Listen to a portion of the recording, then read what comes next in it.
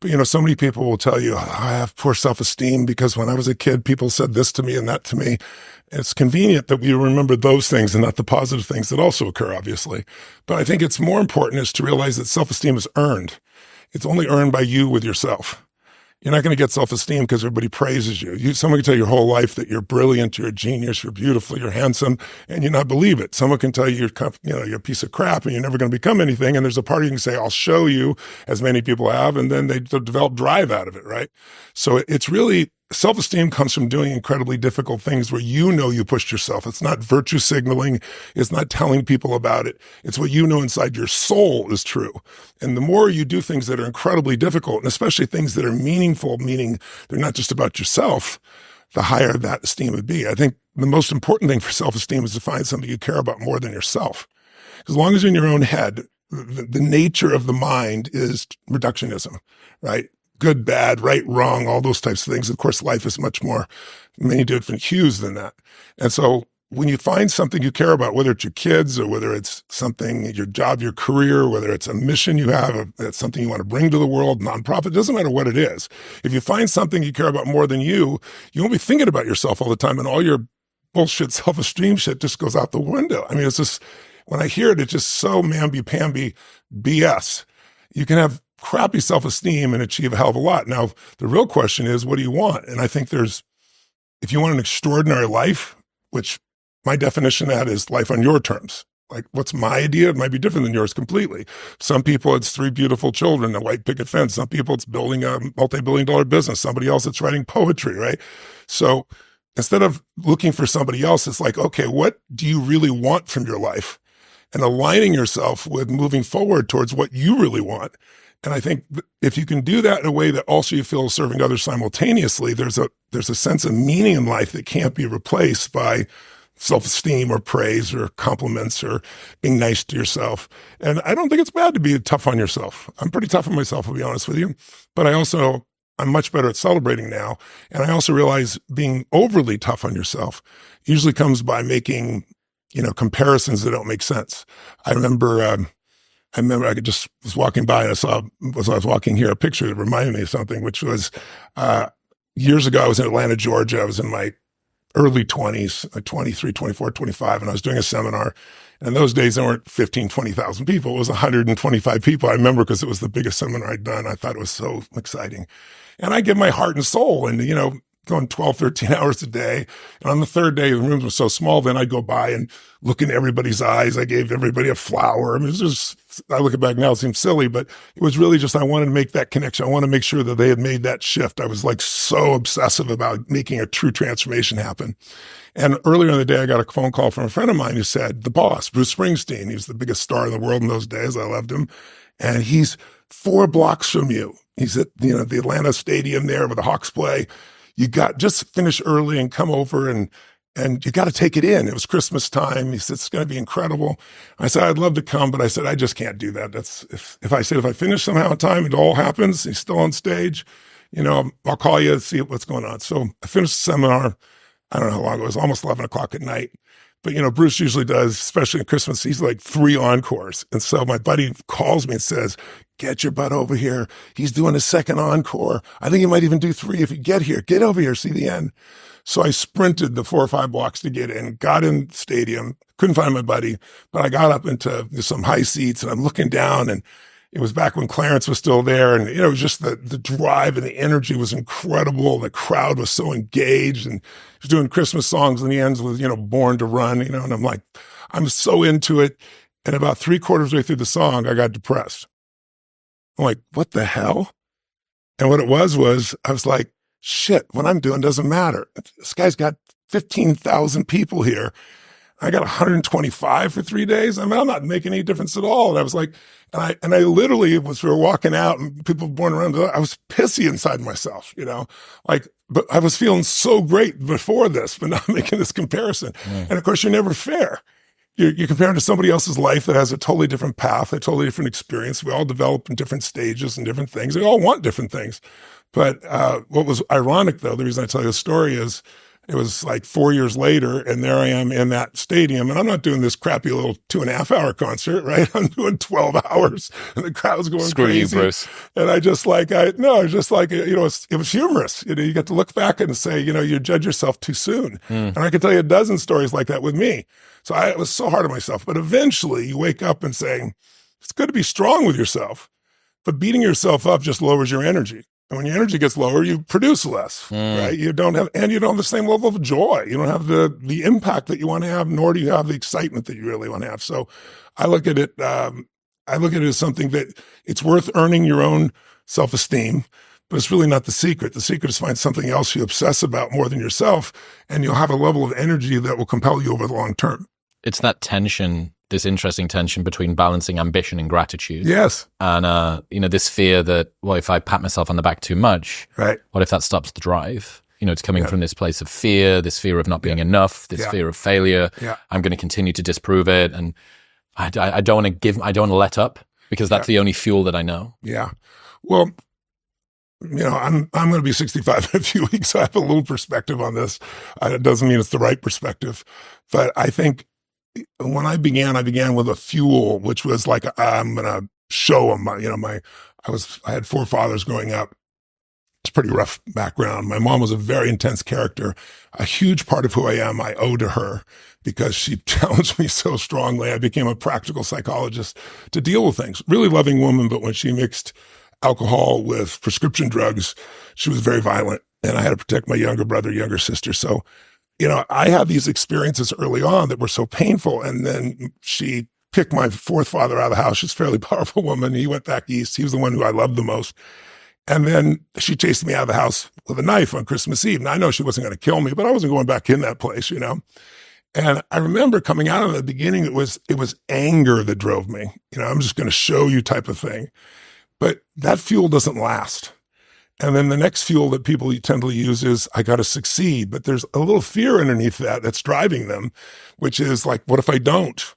Versus a knowing, it's like one of my original mentors, Jim Rohn, used to have this phrase, used to said, Tony, don't worry about it. If you give your all every day, your gifts will make room for you. And it's like having a knowingness that things are going to be fine. And then there's the next level, which is you start to know who you are, and you're not trying to prove it to yourself or other people. And it's just, you just want to help. You just want to do things. And so now it's the difference between what I would call push motivation and pull, right? Push is, I'm going to make this happen. And it takes tremendous willpower. And I know you have plenty of willpower. I do as well. But there's a limit to willpower, but there's no limit to pull. Pull is when there's something magnificent that you want to serve, something that you've got an obsession for, to create or to do or make happen. And that you don't lose that energy. You don't lose those components, and you're able to laugh and enjoy along the way, as opposed to, oh, by my God, if I don't keep doing this. And I used to believe that too. It's like, I got to be so intense every moment. And then my wife's been a huge help in that also. When I met her, I was like, I'm a serious mofo. I want to change the world. I work 20-hour days and stuff. I want to laugh more. Some days I wish I hadn't said that to her, because she's so crazy, but she's one of the great gifts of my life. And I surround myself with so many brilliant and funny people that my life has, the joy and the achievement. I think that's a balance a lot of people are trying to play with as well. They like to take things seriously. They care about their work. They're earnest, right? Yes. Earnestness being the bravery to take your emotions seriously. Yes. And this can end up sapping the fun and the play out of life. Yes. So you want to be treated like a serious person, like an operator, like someone that's here to actually do things and make a dent in the world. But you also realize after a while that if you're doing it so tightly, it creates this sort of brittle fragility around whatever you're doing. And when you look back, you have this series of miserable successes that you kind of gritted your teeth through. And you go, well, okay, I got the outcome that I wanted, but really what's the outcome I'm trying to achieve? Well, it's an enjoyable emotional state. Yes. What I'm trying to do is feel good in the moment as myself. And so, winning, achieving the thing, financial freedom, the business, all of that stuff is a reliable route toward getting you that. But there's a much more direct route, which is to enjoy the thing. So there is another tension here, I think, between seriousness of pursuit and joy and ease in the moment. And finding the balance between those two is something I think a lot of people struggle with. That's true. It's an art. It's chemistry, right? And you don't get it right in the beginning, and it takes time, and you have to have the intention to want both. I remember when I met my trainer Billy years ago. He's one of my dearest friends, and he's brilliant. And he said, "What do you really want out of your training?" He goes, "Because what I find is I don't know why you even need me." He goes, no one needs to push you. I got to push you back. I got to stop you from going that hard. He goes, I said, "No, I'm not looking for motivation." I said, "I want to be specific. I want to produce very precise results." But I said, at this point, I think I've been working out like a crazy person. I suppress my oxygen. You saw what I do. It's just ridiculous. I'm a biohacker, right? I have to be. I got to go on stage and do 12 to 13 hours and hold 13, 14, 15, 20,000 people's attention for 4 days, right? When they won't sit for a 3-hour movie somebody spent $300 million on, it takes a level of energy. I'm not just standing there talking. I'm running up the side. I'm doing these things. So I said, I don't want to give up any of that. I need that power in me to be able to produce. But I said, I want to have fun.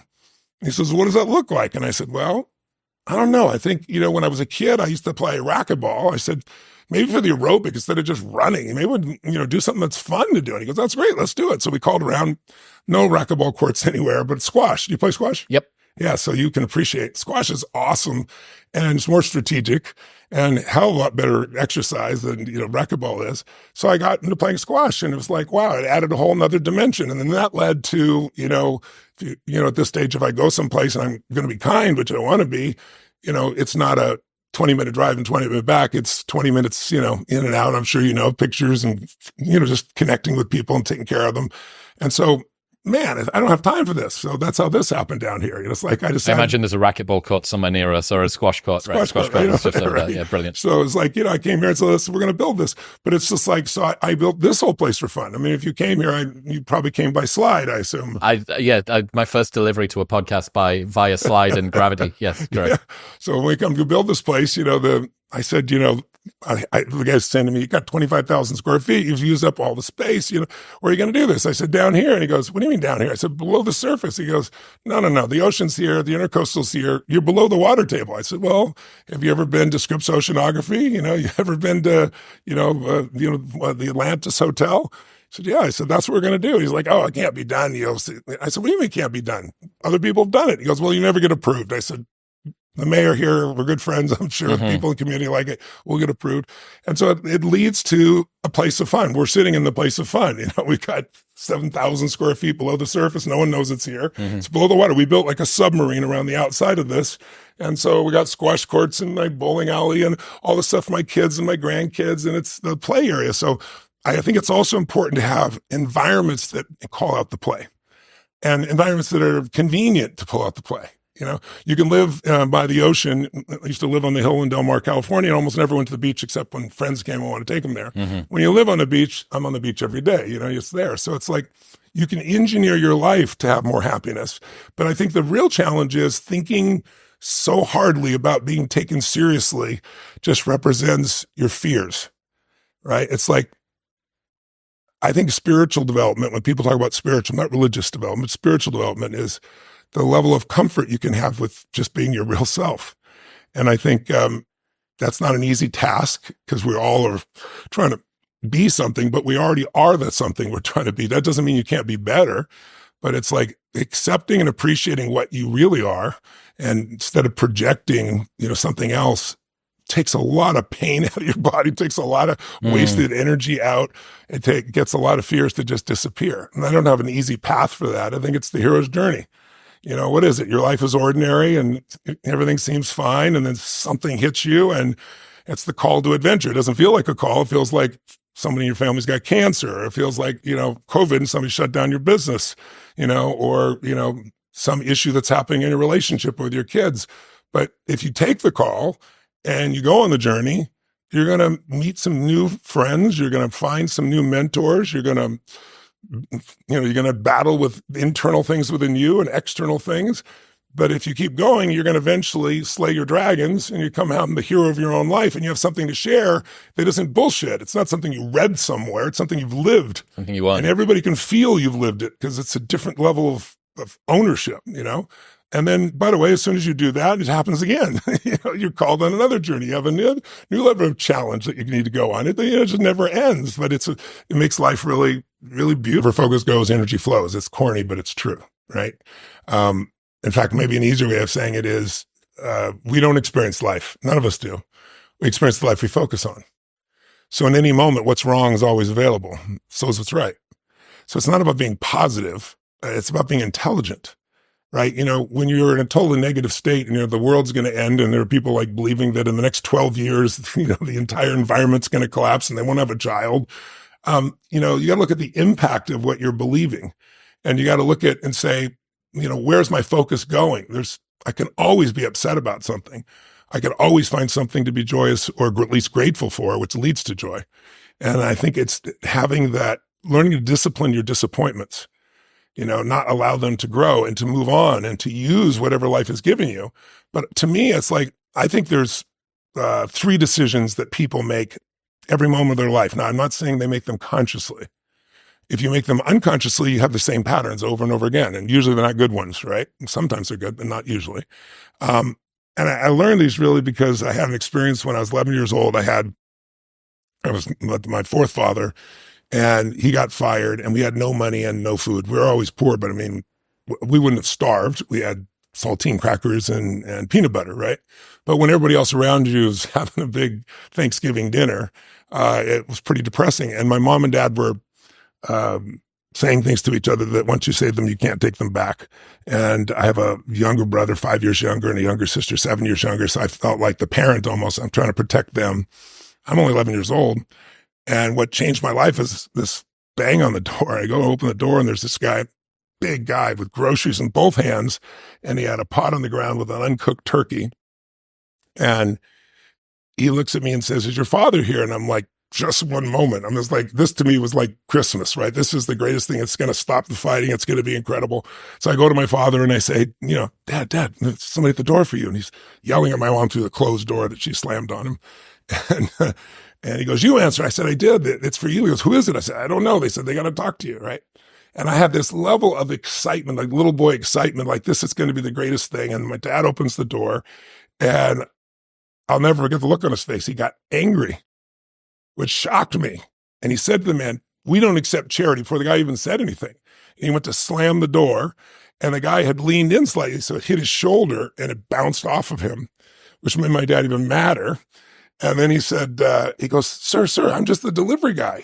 Somebody knows you're having a tough time. Everyone has a tough time, and they just want you to have a great Thanksgiving with your family. My father says, "We don't accept charity." He goes to slam it again. But I think because he leaned in, his foot came in now it hit his foot and bounced open again. It's just like, now I got fear running through my body because I know my father, right? And my father looks at him, and the guy looks at him and says something. I thought my father was going to punch him in the face. And he didn't do it mean. He had a softness in his face, and he said, "Sir," he saw me, and he said, "Don't make your family suffer because of your ego." And the veins of my father's side of his neck were like this. He's beet red. I thought for sure he was going to punch the guy. And then all of a sudden his shoulders dropped, like defeated. He took the groceries, he slammed them on the ground, slammed the door, didn't even pick up the turkey, and didn't say thank you or anything. And shortly after that, he left our family, which to me at the time was the worst experience of my life, I thought. And so I was kind of obsessed with trying to figure out why. And I didn't figure it out for a couple of years. I had versions of it in my head, but now I use it in my life every day. And so I submit it to your viewers as well. These are the 3 decisions that I think everyone makes every moment. First, you're doing it right now. What are you going to focus on? You're going to be focusing on my story I'm telling you. You're going to be focusing on the next question you're going to ask. You're going to be focusing on how your stomach feels if you've not eaten. There's a million things you could focus on, literally. But we don't experience life. We experience the part of life we focus on. And so the bottom line is, I know my father and I had a different experience because we had different focuses that day. I was focused on his food. What a concept. This is cool. He was focused on that he had not taken care of his family.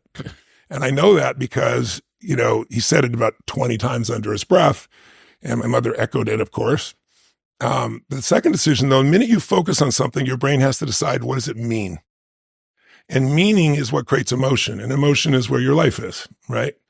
And so the quality of your life is the quality of your emotions. If you got $1 billion and every day you're pissed off and angry, your life's quality is called pissed off and angry. If you got 3 beautiful children, a husband or wife you love, but you worry all the time, your life is worry, So his focus, and then his meaning, that was the worst part. The meaning he gave it was that he was worthless and didn't belong here.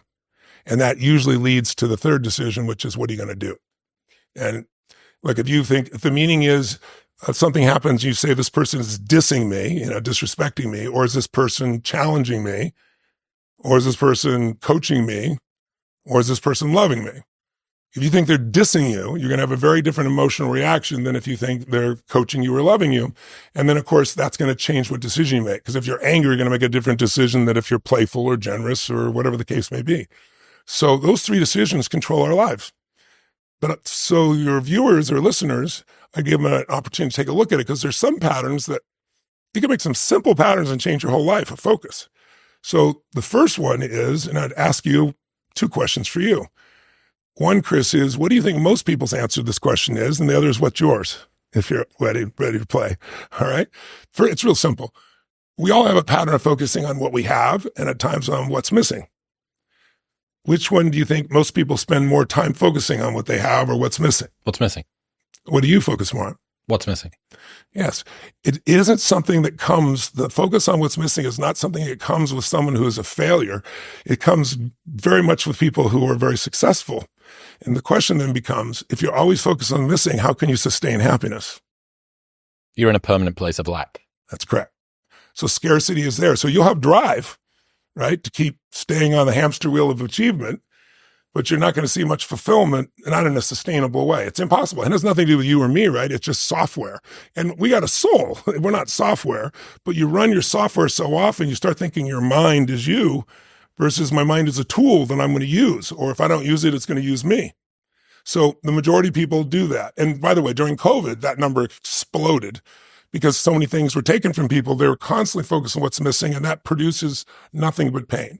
A quick aside, did you know that Tony faced a serious case of mercury poisoning a few years ago? It led to memory loss, extreme fatigue, and it could have been fatal if it went undiagnosed. So let that be a reminder that even when you're at the top of your game, your health can still sneak up on you, which is why staying on top of your health requires more than just an annual physical, and why I partnered with Function. They run lab tests twice a year that monitor over 100 biomarkers and look for early signs of thousands of diseases, including mercury poisoning. They even screen for 50 types of cancer at stage 1, which is 5 times more data than your annual physical. Best of all, you receive insights from their team of expert physicians who provide a detailed report of their observations and phone consultations for any critical findings. So, if you want to stop guessing about what's happening with your health, if you want to get an insight to what's going on inside of your body, this is the place to start. Getting these lab tests done would usually cost thousands, but with Function, it is only $500.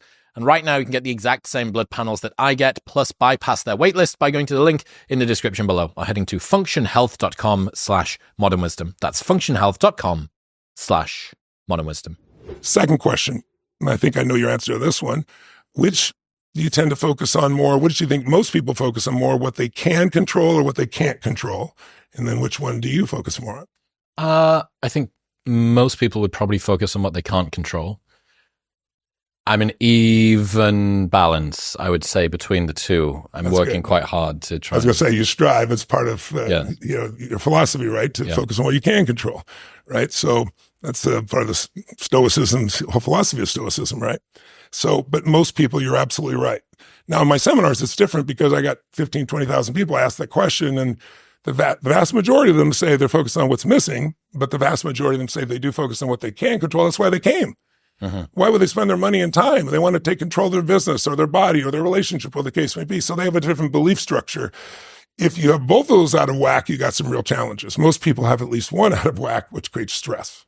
And then the third one, and there's many more than these, but just quickie for the people at home, and I'm asking them to do this for themselves if they want to. Where do you tend to focus more? Your past, your present, your future. We all spend all three, but where do you spend more of your time? Where do you think most people do? Where do you? I guess most people just not the present, perhaps dreams for the future. For me, I would say mostly in the future as well. Yeah. And that's where most achievers live. Me too. I have to discipline myself not to do that because what makes you an achiever is anticipation. You've learned by a long time, anticipation is power. As I'm listening, I'm watching you. You're anticipating. You're processing, right? Dopamine's a hell of a drug, yeah. Yes, it does. And it gives you a sense of control.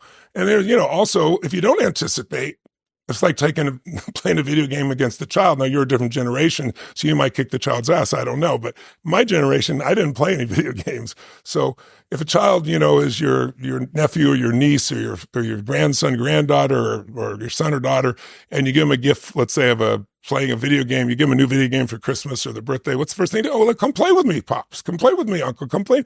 No, I don't do those things. Oh, let me show you. It's so easy. Boom, boom, boom, boom, boom. 3 shots. Boom, boom. They're going great. So some part of you finally says, I'll show this little bastard something here. I'll go ahead and do this thing here. All right, fine. Give me this thing. But you should know you're being set up when the kid says something to you like, you go first, right? And so you go and you go, boom, boom, boom, boom, and you're dead in 4 seconds, right? The kid goes, not bad for the first time, right? And then they take the thing up, ba-dum, ba-dum, ba-dum, ba-dum, ba-dum, ba-dum, ba-dum, ba-dum, and 45 minutes later, you get your second turn, right? Now you're really pissed. Maybe you make it 2 minutes, and the kid goes for another 45. Why does the kid win every time? Is it because they're smarter, faster, younger?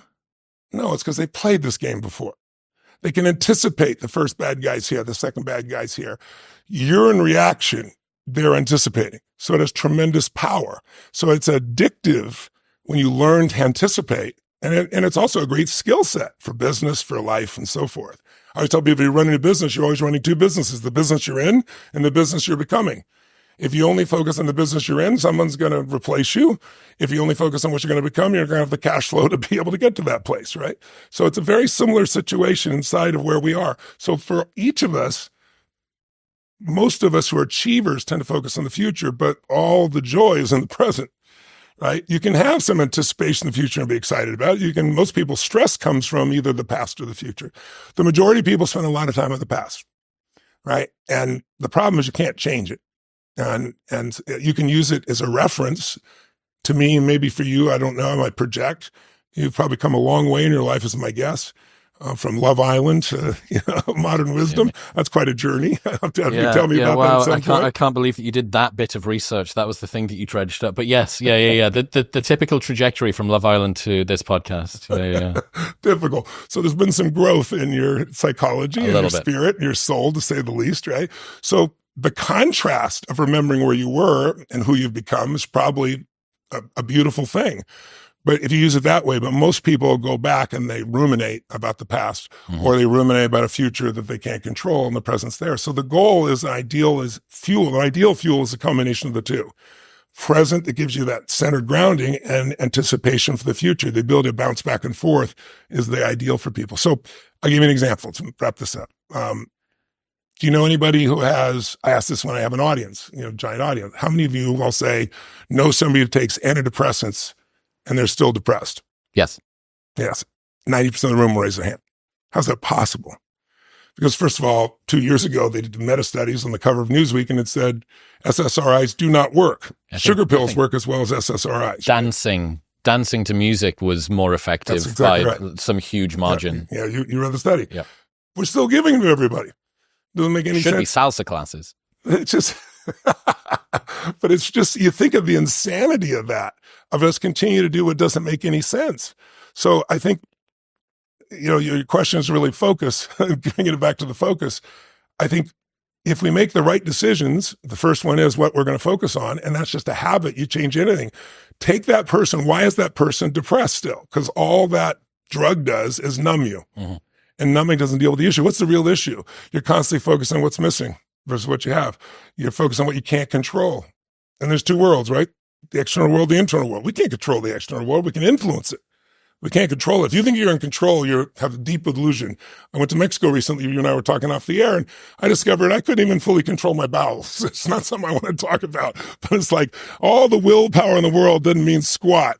No pun intended, right? So it's, the part we can control is what's going on inside of us. And that we can control what we focus on. We can control the meaning. We can decide the meaning. We're the meaning makers, and we can decide what to do. And when we make those 3 decisions, we're in control of our life, and all the anxiety and bullshit tends to go away, especially if we're trying to do that to serve something more than ourselves. Not like you're so unselfish you're not going to succeed, because you can't serve something more than yourself and not benefit, right? So it's not like you're sacrificing, the people that play that game. It's not a sacrifice. It's like philanthropy. I hear people talk about, philanthropy. Well, a friend of mine the other day was on an airplane, and somebody was reading, I saw my book, it triggered me. It was Life Force. And the person was really into it. And he said, hey, he's known me for 45 years. And he says, what do you think of that book? Oh, it's incredible. The stem cells and this, you can't believe the breakthroughs. And I don't know why we didn't know about this and blah, blah, blah. What do you think of the author? Oh, he seems like a really good guy. And he donated all the profits to feed people. And of course he goes, of course he's totally rich. So I mean, it's easy when you're rich, right? And my buddy turns to him and he said, well, what if I told you that I knew him since he was 17 years old, 45 years ago? And that I remember when he had $20 to his name, there was a guy in the street and he gave him $10 and told me that the time to give is when you don't have it. And he said, and I watched him build that all the way up there. He taught me that if you don't give a dime out of a dollar, you're not going to give 100 million out of a billion, right? And it's like people look at things and they make their focus something like, oh, I'm sacrificing or I'm going to do philanthropy because, I'm rich. No, you do philanthropy because it's a source of kindness and love. Philanthropy can be your attention. Philanthropy can be your time. Philanthropy can be a buck, $5. Philanthropy can be you're in line with people in Starbucks and I remember doing this research. I couldn't believe it. If you buy 5 people who you don't know their coffee, you get a biochemical change that has a more lasting impact than most things you could purchase for yourself, including large purchases. So it's like, it's intelligent selfishness is the truth. You can't possibly do good and not feel good. When you want some self-esteem, do something worthwhile beyond just yourself. The reflective glow of doing something for everybody else is, it's an odd... It kind of makes it difficult to be selfless when you actually think in that way. Like, the most selfish thing you can do is to be selfless. There is truly nothing that is particularly selfless. That's right. In that way. Yeah, just dig in a little more for me. I mean, I'm really interested in framing, in how important framing is around being a little bit more positive in our lives. And that second step, I understand changing what you focus on. We've spoken a lot on the podcast about mindfulness, about meditation, about the mindfulness gap, about controlling where you place your attention, about the reticular activating system, all this sort of stuff. I think the second step, the story that you tell yourself about what you're looking at, even if you've started to control, I'm going to begin to focus a little bit more closely. That framing, the story that you tell yourself is a place that an awful lot of people get stuck. So what do you rely on when it comes to that?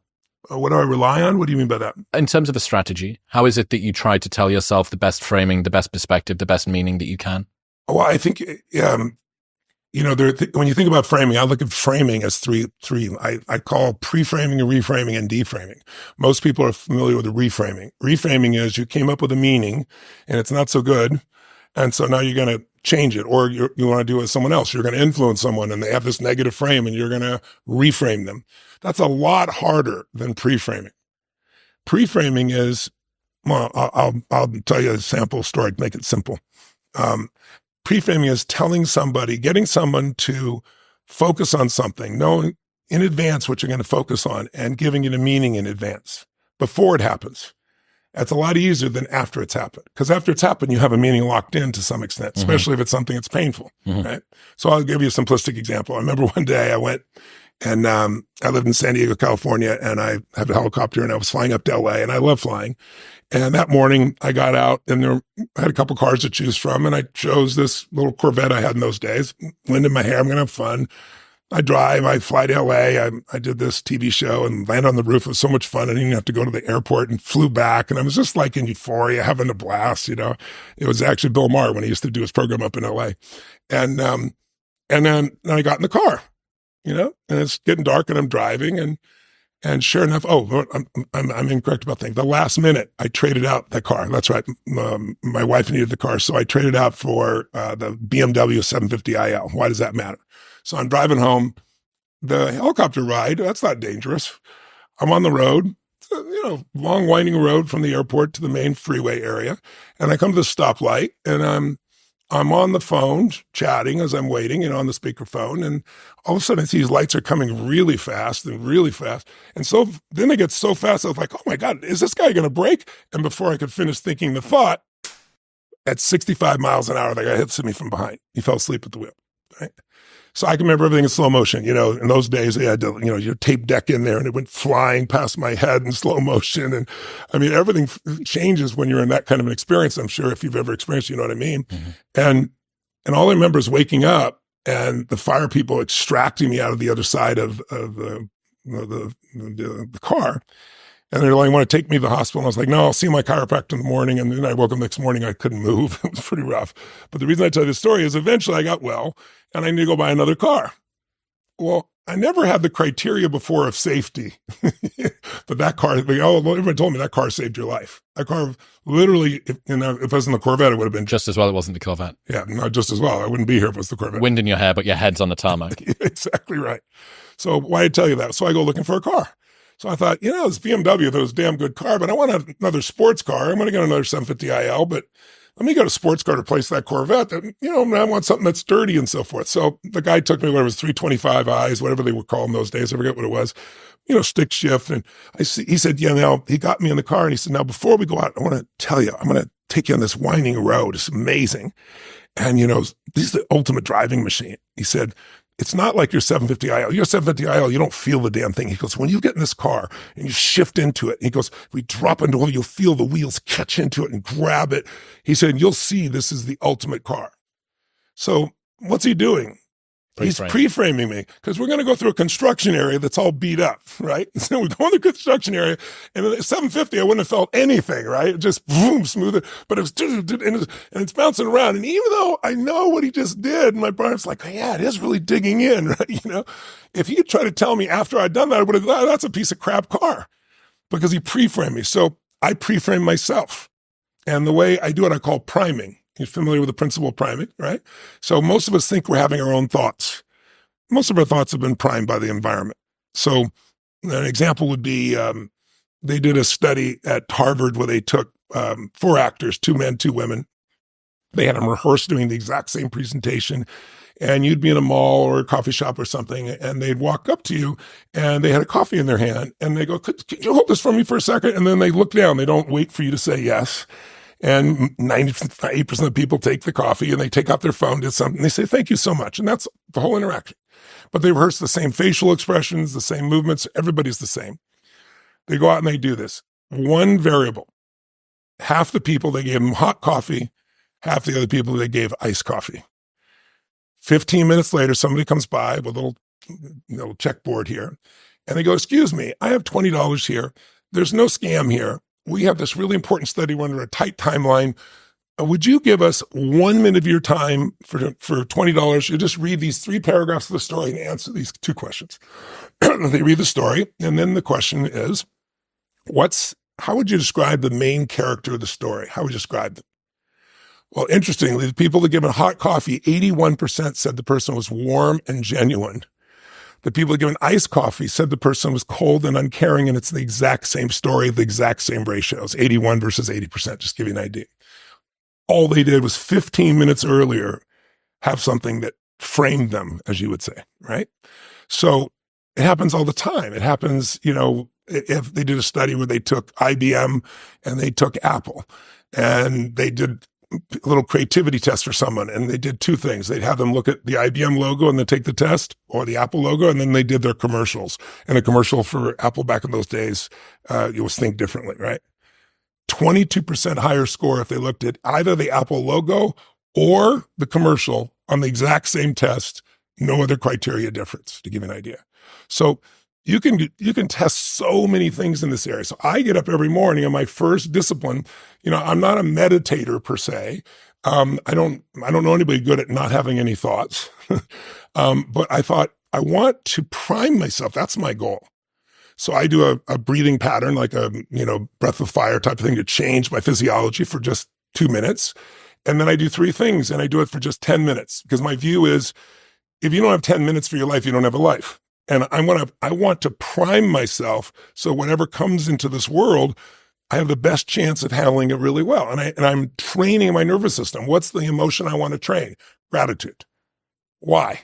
We all know the 2 emotions that destroy your relationship, your business, your life, it's fear and anger. Those are 2 extremes. You can't be grateful and fearful simultaneously. You can't be angry and grateful simultaneously. So what I do is I start my day, I make those changes, and I close my eyes or I look out at the water and I think of 3 things that I'm grateful for just a minute each. But I don't think of it like over there, like if you've ever been on a roller coaster and I ask you what it's like, some people remember it over there. No, I remember it like I'm in the front seat going over the edge because then you get the authentic biochemical changes. So I'm there and I do two strong things, and usually one simple thing like the wind in my hair or my daughter's smile or something of that nature. So I don't just get wired for unbelievable things, but that primes that nervous system. And then the second thing I do is I take 3 minutes, and it's kind of like a blessing or a prayer for the people around me, for the people I love. I start close, I send it out there. And there's been a lot of studies I'm sure you've read that Dalai Lama and others have done on compassion for strangers, what it does to your brain. And so I do it every day.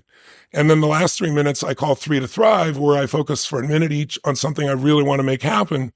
But I don't sit there and pray for it, hope for it. It's like, I give thanks for it as it's done. I see it as done. I experience it as done. I wire my reticular activating system. I can speak in shorthand to you about this. So now it's going to notice anything that relates to that, but it has a joyous feeling to it as well. And I'm done in 10 minutes and I'm ready to rock and roll. So, I do my cold plunge and I do the parts of my normal daily ritual, but that one I do. And then I'll have like 60 seconds, of joy or 60 seconds of piece that I'll do in the middle of the day, and I'll just think of one of those things if I want to reactivate it.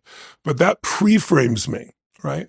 In other news, this episode is brought to you by Nomatic. No, it's literally brought to you by Nomatic. This is my travel pack that I've got with me on the road here in Florida, and it literally makes the process of traveling so much more enjoyable, and that is why I partnered with them. Nomatic, you've got compartments for everything: your laptop, your shoes, your sunglasses. It's so sleek that the TSA agent might just stop you to admire it. The thing is an absolute Swiss Army knife. It's beautifully designed, it's not over-engineered, and it'll last you literally a lifetime, that lifetime guarantee. So this is the final backpack that you'll ever need to buy. We really should have taken stuff out before I did this.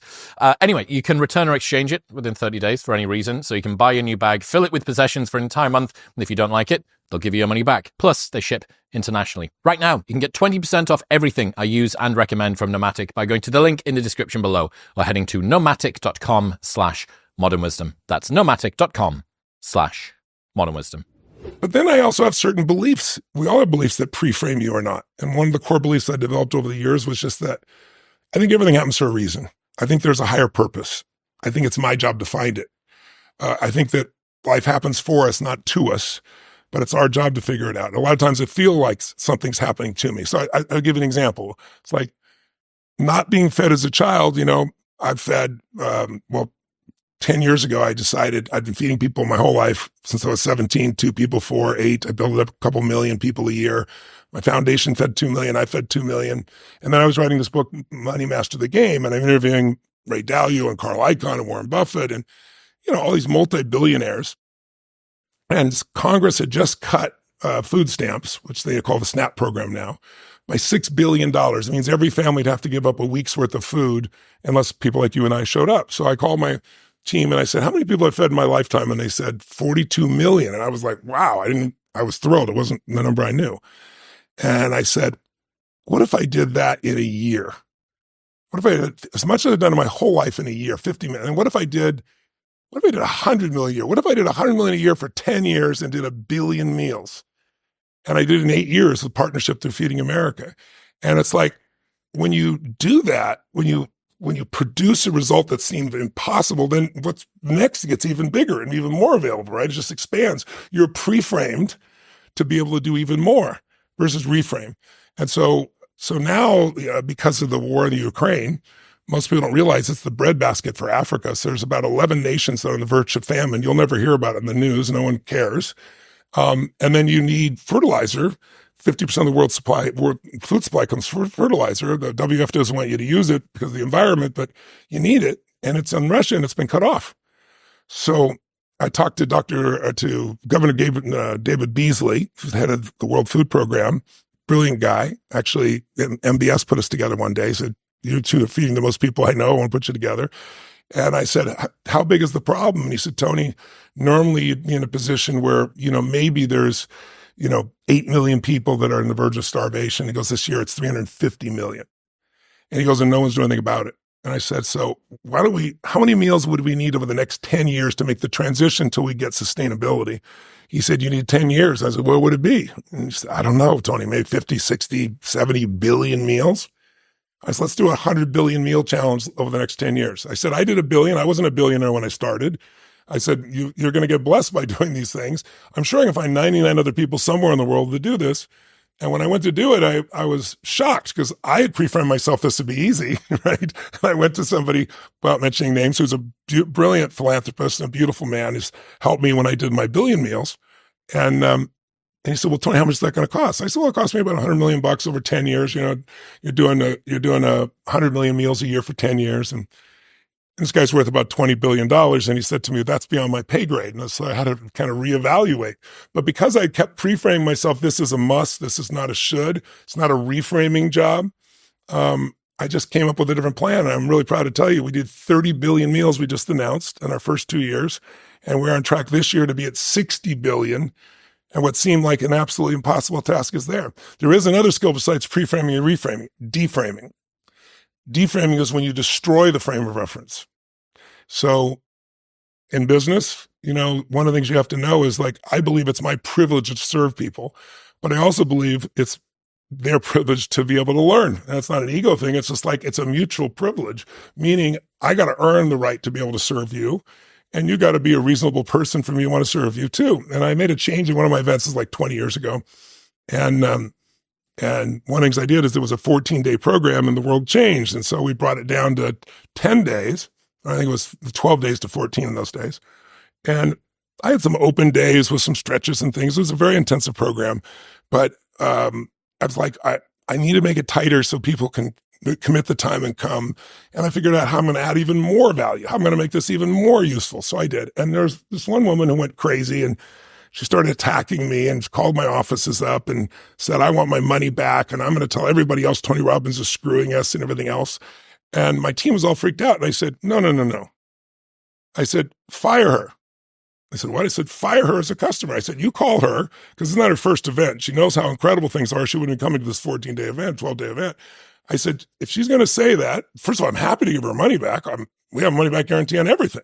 So I give her money back and say, we want to give her money back, but want you to know you can never come to an event again because you're no longer one of our customers because you know better. Tony always adds 10 times the value, right?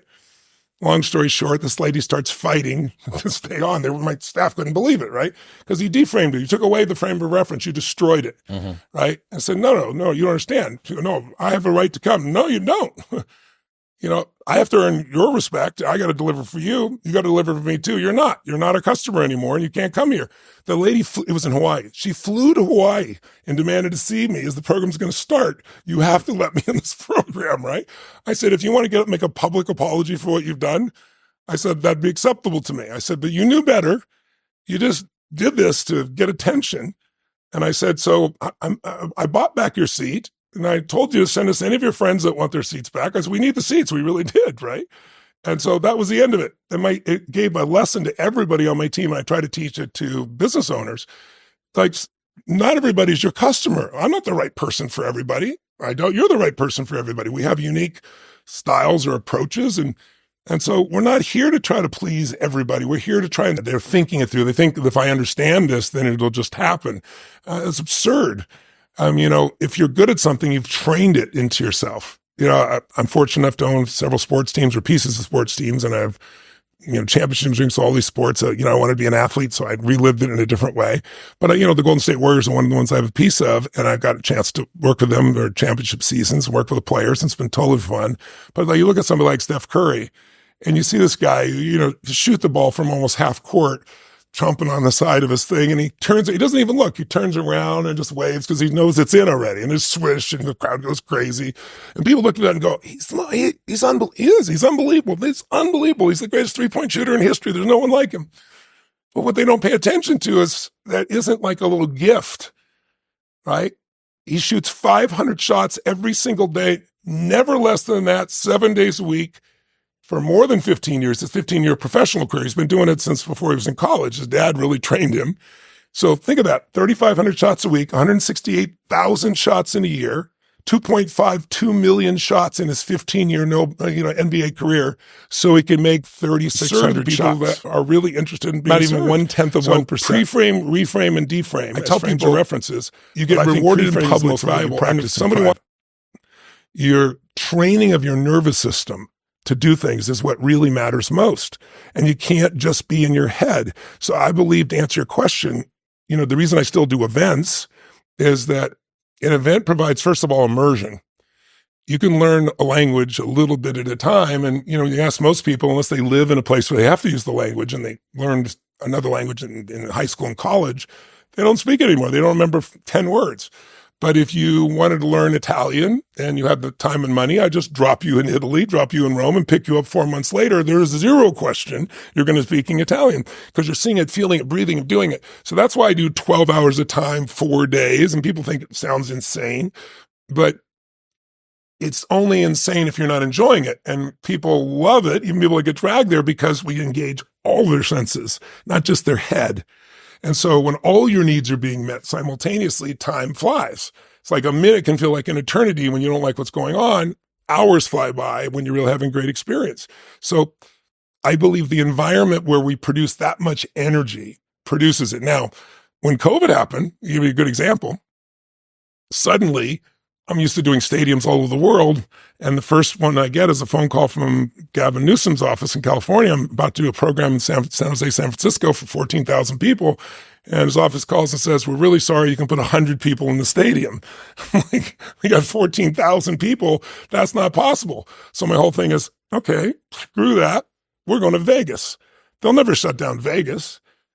10 days outside of Vegas, after moving 14,000 people to go there, they shut down Vegas. So I'm like, screw it, we'll go to Texas, their own country. The governor says he won't melt, he's not going to bend, I got a friend in Houston that has a big church there, 14,000 people, perfect. We rent the place. 2 weeks out, they shut down there. I'll do it in movie theaters, 1,400 movie theaters. We'll do this where, we'll put 10 people in every movie theater. That was what they limited us to. But they'll have a big screen, they'll have great sound, and they'll have some interaction. We're going to make this work. They shut down the movie theaters.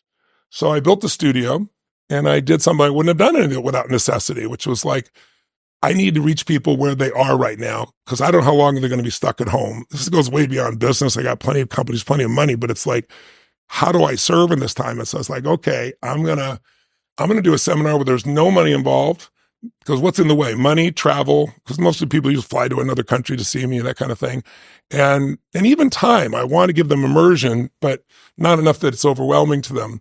And so I set up this program. We're going to do 3 days, 3.5 hours, 3 hours each day, kind of like going to a movie, but one that changes your life. And let's invite people from all over the world. And the first one we had 383,000 people for, instead of 15 or 20,000 people for a seminar. And then the second one was 600. And then so last year was almost 1.5 million people.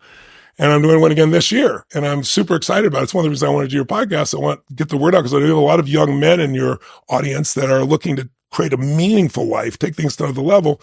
And they may not know if this is worthwhile or not, but they can come and they can do it from wherever they are. They can do it from their office or home. They can do it with a friend. There's no charge for it. It's not partially free. It's totally free. But those stories and the examples that come out of it, when people get an environment like that, I give you an example of just a fun one, because I saw him the other day. So a gentleman named Matt, who never would have made it to one of my seminars. Why? He's in bed. He weighs over 700 pounds. He's on oxygen. He can't leave the bed to even go to the bathroom. He does it through the tubes, right? Doctor says he'll never be off oxygen as long as he lives.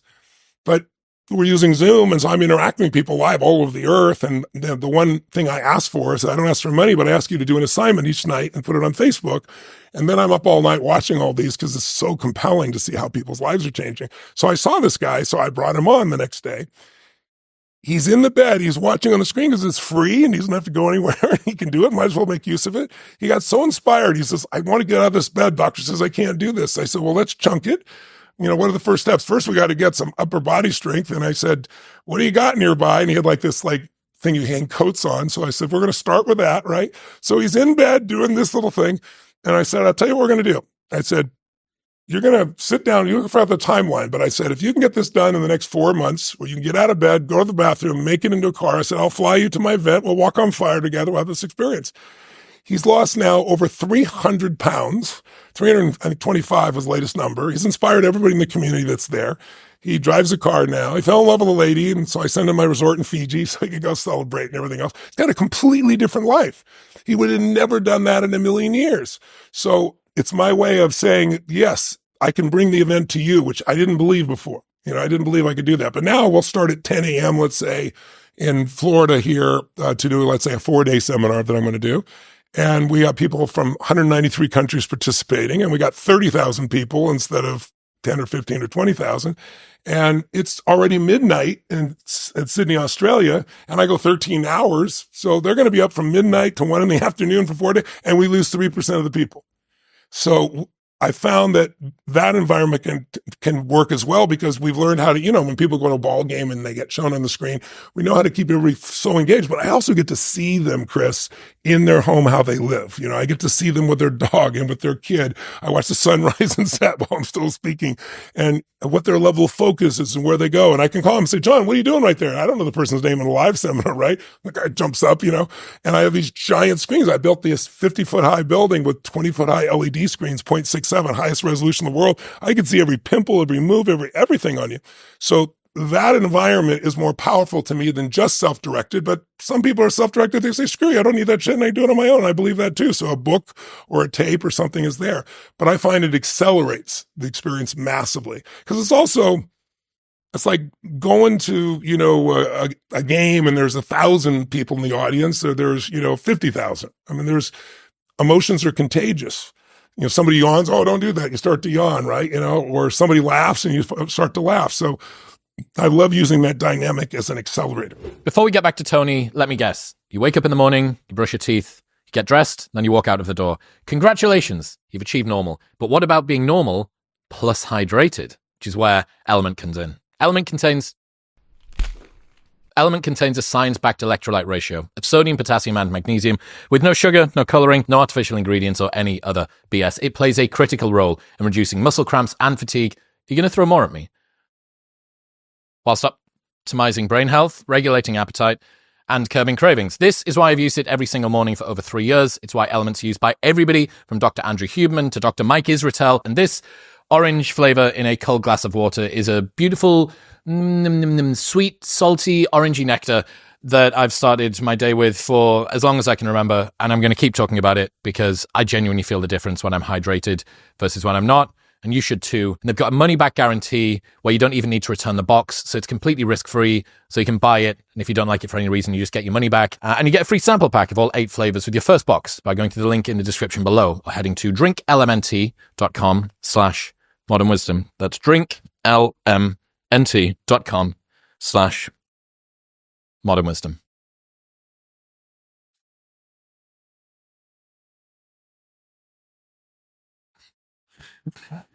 What does your pre-event ritual look like? You talk a lot about energy levels, yes. And I'm fascinated by how you get yourself into the space where you can deliver. I'm aware that you need to do the conditioning. You actually need to have the sort of base level of fitness and stuff like that. At least, yes. But the priming period in the build-up to going to do one of these things, can you take me through what that looks like? Well, a couple days in advance. I'm about to do a 6-day program right now for business owners from all over the world. I start to jot down my notes of what are some of the things I'm most passionate about, beliefs I have right now that are currently alive in me. I have 114 companies now. It's pretty wild. We do $9 billion in business. I have no business background. I learned from brilliant people, and I learned the patterns, that make things work. So I think what are the most important ones I'm learning, experiencing now that I want to bring? I review what I know fundamentally people need to know in those areas. Then I start reading different articles and start loading myself up with some other entrepreneurs' recent thoughts. And then I'm doing all my physical training, of course, which is very, very intense, right? So that I'm ready to go 12 hours a day, 13 hours a day on stage. And then the morning of, I do my priming. And then I have... That's the same process that we spoke about before, just 10 minutes with a little bit of cold plunge, ice bath, stuff after. Yeah, all that. And then what I do is I get up, I have a little mind map of what, my outcomes. I'm not driven like a script. I have certain fundamentals that you learn to speak, and you speak them well, and the impact it's going to have. But they're all like deposits in the bank of your life, so that when something comes up, you can pull from those. But then there's all the things that happen spontaneously that make it fun. So I'll lay out what I think the sequence of what I'm going to do is, and then you get in the room and you feel people, and that all changes. But my last thing that I do is, quite honestly, just a prayer. It's like, use me, Lord. I made this physical ritual of I shift my body pretty radically, and I go into this state, use me, and then I get up on stage and And then I have this plan, and the plan goes out the window. I often work till 2 a.m. with my team laying out what we're going to do. And they all know it's just entertainment, but I'll use a lot of it, but maybe not in that syntax because I feel it. And also that makes it art. I'd be bored out of my mind. It was exactly the same every single time. It's this balance between control and being in the moment. You were saying before about one of the things that people want is this sense of control. And if I can plan very effectively in advance, if I know all of the different ways that this could go, the different permutations, and if this happens, then I'm going to do that. And if that happens, then I'm going to do this. And it never really happens that way. It doesn't at all. And I think that's But it awakens your nervous system, I think, to prepare. Like I could get up there at this point with my pinky and not prepare at all. But when people ask my wife, what's something about Tony that nobody understands, and it's like that nobody understands how intensely he prepares, because I absorb, and like I read people's forms, 1,000 of them, I'm crazy, because I know I'm not going to remember their name and everything else, but I'll remember the pattern. And when the pattern shows up with somebody, I'll know that pattern's an important pattern for multiple people in the room, and I'll address it in a different way each time. But it makes it art when it's different. But my wife is a different approach. I admire her approach. I trust in God after I've done all the work. She just trusts in God and gets up and does it. I feel if I work my ass off, now I've done my part. Okay, now come through me. Let's do this. And it tends to flow. I love that reframe. I've never heard anybody use it before. I've heard someone say, life happens to me or I happen to life, but life happens for me. Yes, not to me. Yeah, is a wonderful reframe. Yeah, I really believe it. But you got to dig for it. It's not easy. But it's got to be earned, right? Like wishing for confidence without competence is just delusion. You have no evidence to say that you can do this thing. And I don't know, maybe your wife's sufficiently naturally talented, / she's channeling something else. I'm not Some sure. combination of the two. You mentioned before about some of the challenges from childhood. It seems to me like you have a lot of forgiving to do or overcoming to do from childhood, difficult things, situations that you've been through. How can people learn to better let go of their past in that way? I'm aware we've talked about the chip on the shoulder. It can be a good fuel, but it's kind of toxic when used for a longer term. A lot of people spend their time in the past ruminating. Yeah. What is a better way to let go of the things that you think were unfair? Maybe you don't get to have closure about them. Maybe you don't get to have that final conversation with that bully from school or your parent or carer or whatever that didn't treat you in the way that you wanted. How would you say people should let go of their past more effectively? If you want freedom, if you value freedom, you can't possibly have it as long as you play the victim role. And even if you were physically victimized, and my mom, I don't look at it that way. She was physically intense, and you could call it abusive. I prefer not to use that language because that also puts in that place. I never even told anybody about that experience until maybe 15 years ago. I was in New York, and I was with this group of young African-American and some Hispanic kids, all had single mothers, all from really troubled backgrounds. And I started talking to them about various things. And I'm trying to get across that biography is not destiny. I was giving them different examples of people, but I could just see him. I could just mind read, look at this big, tall, white guy, and he's wealthy and easy for him, right? So I told them everything, things I never told anybody. And every single one of them was crying their eyes out. I was crying too. But then I got them to see that like none of that makes you who you are. None of that controls where you are in your life. I was like, if my mom had been the mother I'd hoped she'd be, I would not be the man I'm proud to be. So, and she did many beautiful things. But, if I was a well-fed kid, would I be providing 30 billion meals for people? Would I work this hard to feed people that I'll never meet and never know and will never say thank you to me? I'm not looking for it. No. I mean, I'd love to believe I do. I'm a good person. You're a good person. But I wouldn't have had that hunger without that. So that's where that belief comes from. That's like, life has been happening for me. I don't know if you can relate to this. My bet is you could. Maybe your viewers or listeners can. It's like, have you ever had something happen in your life that was horrible? I mean, it was painful. You'd never want to go through it again in a million years. You wouldn't want anybody else to go through it that you care about. But after 5 or 10 years, you look back and you say, I never want to go through it again. But now I see the wisdom in it. I'm glad it's like it made me care so much more. It made me so much stronger. It made something in me more. I mean, I'm sure you can relate to that, can't you? Yeah, for sure. I mean, the world in which something happens to you when you're younger. So for me, school wasn't that fun, quite heavily bullied, quite alone, quite isolated. And at the time, you kind of just get through it. you don't really realize it's just life, right? That's just childhood to you. The what is water to the fish question. And then you grow up a little bit, you kind of realize, that probably wasn't so good. That probably wasn't so healthy. And then you learn a little bit more about yourself and you start to realize, well, look at all of the ways that I've had to compensate for that. Look at all of the ways that it's held me back. Look at all of the beliefs that I have about myself. And God, if only that hadn't happened, then I would be here or I would be there. And then you realize, well, the light side of all of that dark stuff is usually the stuff that I'm most proud of myself for. Yes. So the fact that you were maybe a little bit alone in childhood means that you're very self-sufficient when you're an adult. Or the fact that you didn't have anybody to support you means that you have no concern about working on your own and continuing to take a bet on yourself, so on and so forth. So you end up having this really strange loop where you go from unconscious incompetence in that you've somehow been through something that you really hate, to this sort of awareness of how it's held you back, to this awareness of how it's propelled you. And then you have to get to this really difficult place, which is, okay, so this is a thing that I kind of wish hadn't happened, and yet I'm grateful that it did. And it's like a, the idea of quantum superpositions. It's like a psychological superposition that you need to hold in your head at the same time. You can't collapse it down into one. You need to hold both of these things. It's like, yeah, that's fucked. Like, that shouldn't have happened. I really wish that, and had you have been able to see you, had you at 36 have been able to see you at 12, you'd have picked them up and given them a hug and said, I believe in you and you don't deserve this. But it needs to happen to you if you're going to become the sort of person. I don't hold them separate. Yep. I put them together.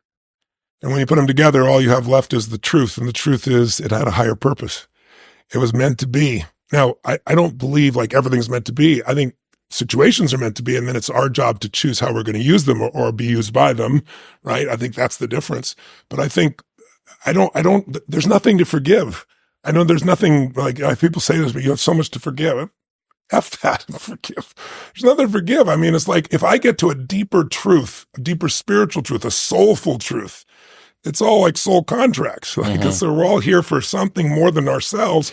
And it's not until you realize that you stop the childhood thing of, I need to forgive people, or I need to, maybe you want to think about what you want other people you want them to forgive you for, or you can make an apology, because we all screw up. We all do stupid things. We all do things we're not proud of at different times. The secret is, do you do something about it, or do you just ruminate or beat yourself up or pretend it isn't there? Well, that balance is really, really difficult. Between turning pain into motivation and recognizing that it's there. So you're not denying that it's there, but you're also not wallowing in it, but you're also not just using it as the only pain, but you're also realizing that you've had to alchemize it, transcend and include it in Wilberian language. It's a delicate balance. And I think that there's a few things in life, and the older I've got, 36, the more I've kind of realized that a lot of realizations just come along for the ride as a byproduct of getting older. And we can do a lot of the things. We can read the books, we can go to the seminars, we can attend the online events, and we can expedite some of these realizations. But there's some insights that are just hard won by time. Some that's true with, I think you're right about that. But I also think it can be accelerated by who you spend time with. I've had the great privilege of having some great mentors. They're all 18 to 20 years my seniors. So, some I knew when I was, 20 and they were 40, and now they're 80 and then, 82, 83, 84, and I'm going to be 65. They're just holding onto the coattails in their way. Because they giving me a look at the pathway of life. We're not all the same by any stretch, but there's certain fundamental things you go through. I remember some of them would tell me things, like when you're 40, you're going to think this or feel this. I was like, read between the lines. Shut up. You're full of it. You know what you're talking about. But there were certain things that it turned out to be really true. So some of those you experience, but then once you've experienced enough of them, you don't have to wait to experience everything. You can start to project, wait a second here. There's some real deeper truth here. Yeah. And one of those, I think, is it's not hard. I'd invite you to consider, you don't have to hold both. The holding both is like the piece of being afraid that if I really enjoy myself, I won't have the same level of drive. Once you're a fucking achiever, the drive is never going to leave you. It's just a matter of now you can do it more elegantly if you choose to. Agreed. You know? Yeah, there's a cumbersomeness to doing it when you grip very tightly. Yeah. And this ease and grace thing, finding more joy, finding more fun, learning to let go, that's something that I'm really, really obsessed by at the moment. If your energy levels are a little low, or if you're not performing in the gym or the bedroom the way that you would like, your testosterone levels might be at fault. And one of the best ways to naturally increase your testosterone is with Tonkat Ali. And I first heard Dr. Andrew Huberman talk about the really impressive effects that tons of research was showing until you realize that most supplements don't actually contain what they're advertising. Momentous makes the only NSF-certified Tonkat Ali on the planet. And that means that it's so rigorously tested that even Olympic athletes can use it. And that is why I partnered with them, because they make the most carefully tested, highest quality supplements on Earth. This is a huge part of my brain, body, and sleep stack, which makes a big impact on my cognition and my strength and my recovery. And if you're still unsure, Momentous has got a 30-day money-back guarantee. So you can buy it and try it for 29 days. If you don't love it, they'll just give you your money back, and they ship internationally. Right now, you can get 20% off all of their products plus that 30-day money-back guarantee by going to the link in the description below or heading to livemomentous.com/modernwisdom and using the code modernwisdom at checkout. That's livemomentous.com/modernwisdom and Modern Wisdom at checkout.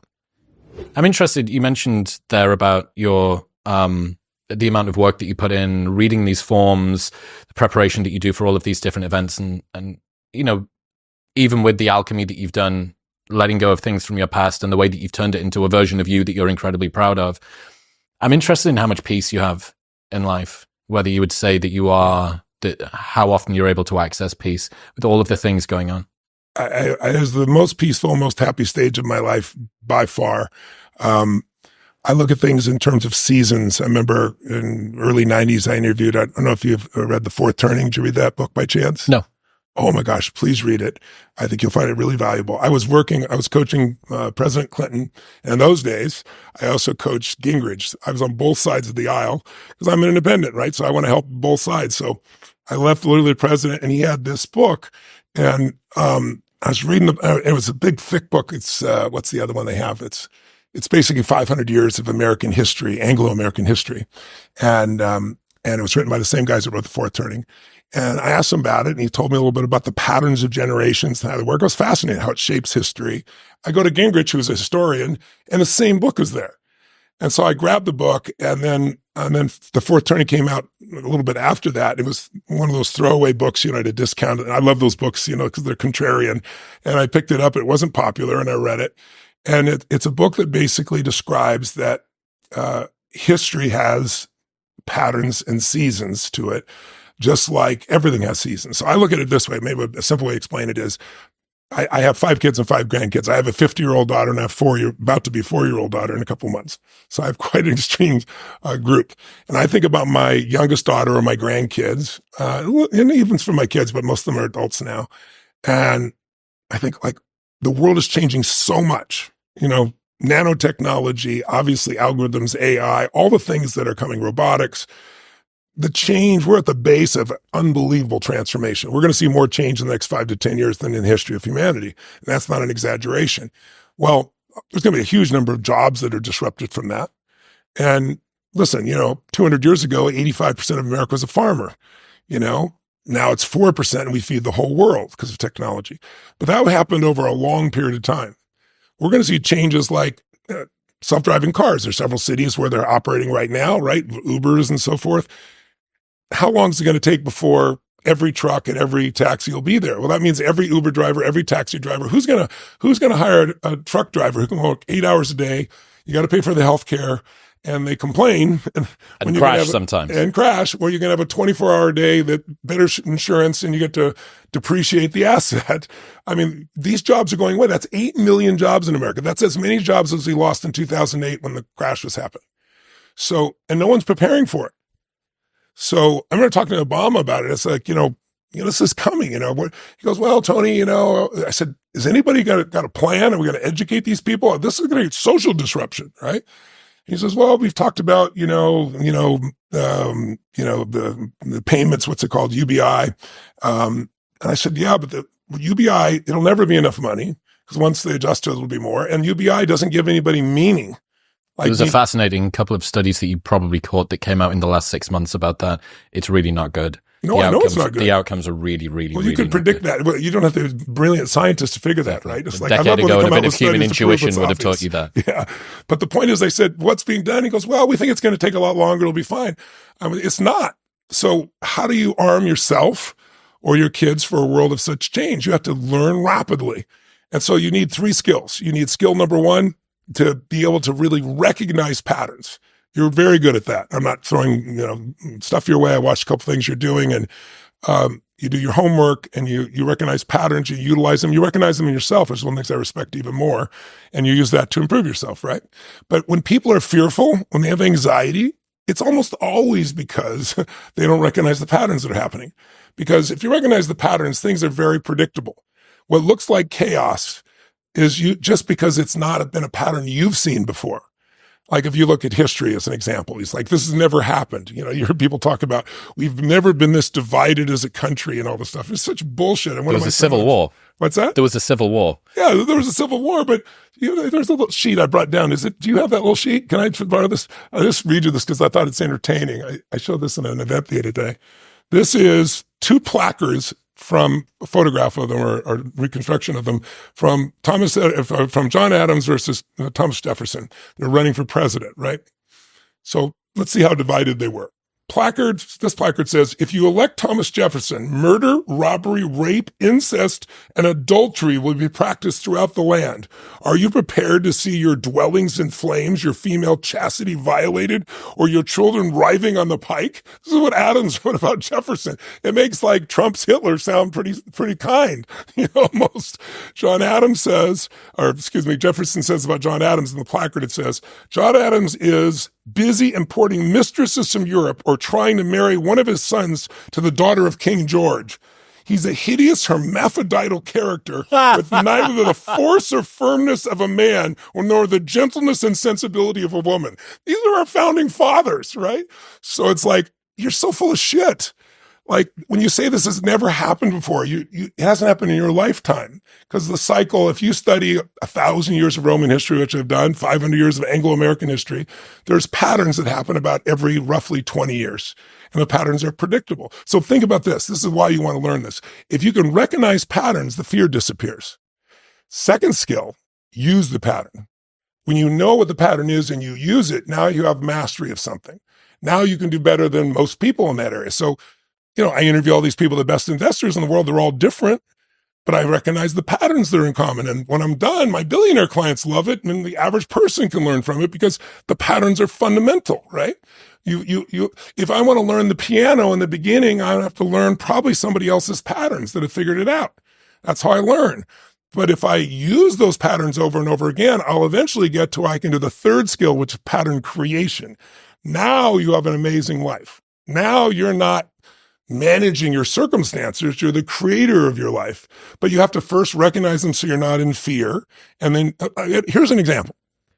When did humanity transform from a fearful place as its primary base, where we were hunter-gatherers, right? Where literally you had to move from place to place and you didn't know if you're going to eat or survive. What changed that to be able to live in a community and grow a community, a city, a state, a country? One pattern recognition, seasons. The day that we figured out that if I do the right thing at the wrong time, I get nothing. But if I plant it this specific time in the spring, and if I know I got to protect it during the hot summer, I'm going to reap in the fall. And if I hang on to some of that, I'll make it through the next winter.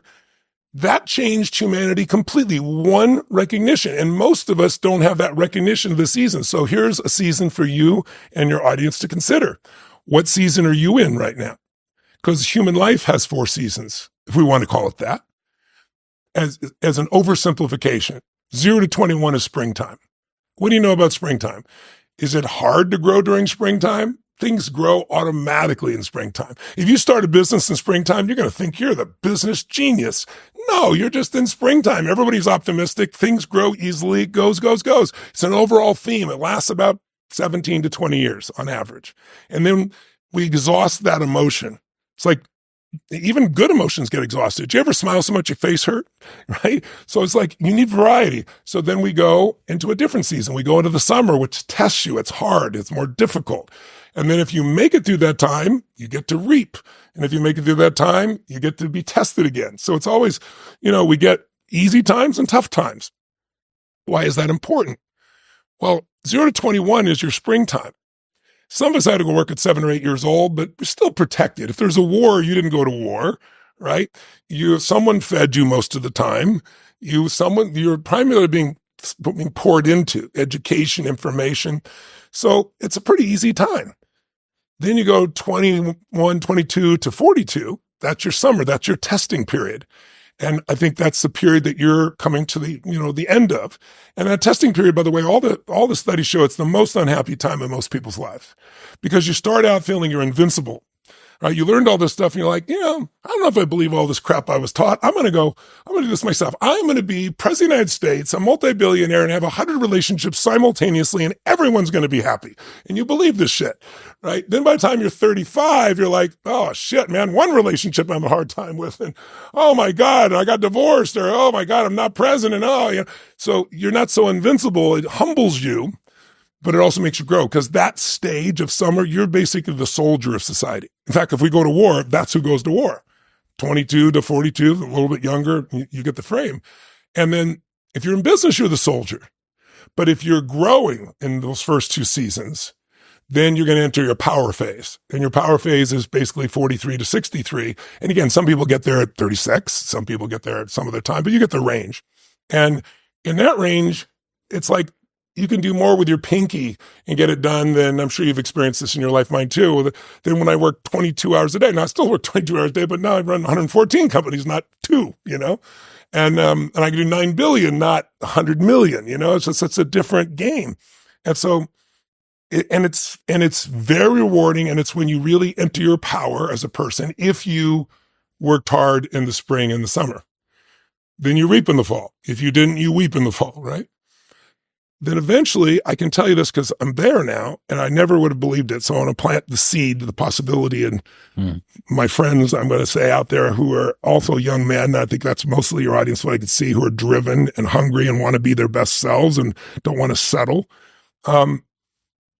That stage is the wintertime is basically, say, 63, 64 to 84 to 104 to 120 if you have the privilege of living that long, the oldest living humans. And it's a stage where it is incredibly peaceful if you've done the job in the beginning, because you know who you are. You're no longer trying to prove it to yourself. You're no longer hanging on to the duality you described earlier. And you don't give a shit. It's like Aristotle said, how do you not be criticized? Say nothing, do nothing, be nothing, right? And you're like, F that, right? I know who the hell I am. And it's like, I'd love to serve everybody. It's not going to be right for everybody. I'm totally fine. But you're not trying to prove it. All you really want to do is serve. So I used to have these giant mission statements, change the world, all these things. And I do all those things. But now it's like my mission statement is, how can I help? And I get calls every day of my life. Somebody's got cancer or tumors or whatever, because, I've got so much expertise in the area because I've interviewed the best on earth, 150 of them. Or someone comes to me with a business thing, or it's something in a relationship, or it's an athlete. And so along with what I do formally, and when I go do my businesses, I have all this that's happening.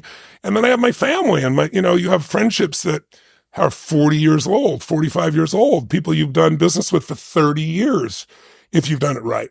And you love them and they love you. So when you love at that stage, you love who you're with, you love what you get to do. You start to actually love yourself a little bit. And when I say love yourself, meaning like you're kinder to yourself, because it's like you're not in that game of still trying to prove it. So if I could magically take that stage and bring it to someone in their 20s, I would do so. So what I try to do instead is paint them a picture of what the path might look like, and that they, being an overachiever, could anticipate the next path and maybe perhaps spend less time in the struggling phase if they know what's coming, anticipation, as opposed to reaction. And